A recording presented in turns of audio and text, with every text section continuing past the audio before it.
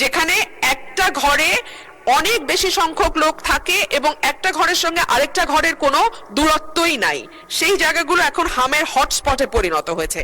স্বাস্থ্যমন্ত্রী মহোদয়কে আমি অনুরোধ করব যে তিনি সরাসরি মাঠ পর্যায়ে প্রকৃত চিত্র এবং টিকার মজুদ ও বিতরণের পরিসংখ্যান এই মহান সংসদে পেশ করবেন। মাননীয় স্পিকার, একটা কথা উনি বলেছেন লাস্ট লাইনে আমাকে উদ্দেশ্য করে, তিনি যেন কেবল সবার মধ্যে সীমাবদ্ধ না থাকেন। Madam Speaker, I do not know how she knows I have only restricted myself in holding the meetings only.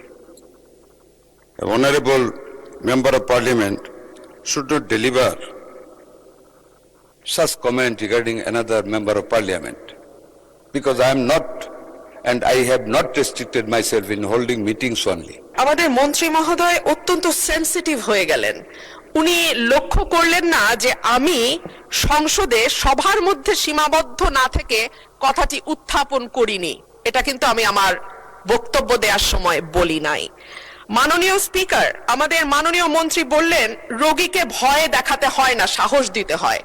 আমি তো জানতাম আমি 300 জন সংসদ সদস্যের সামনে কথা বলছি, 300 জন হামের রোগীর সামনে তো মাননীয় স্পিকার আমি কথা বলছি না।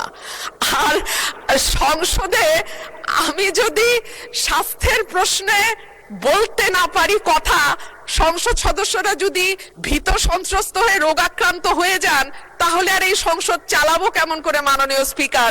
আমি জুনিয়র সদস্য, আমার বুঝে আসে না। মাননীয় সংসদ সদস্য সেনসিটিভ শব্দটা ইউজ করেছেন কি কারণে আমি বুঝতে পারিনি।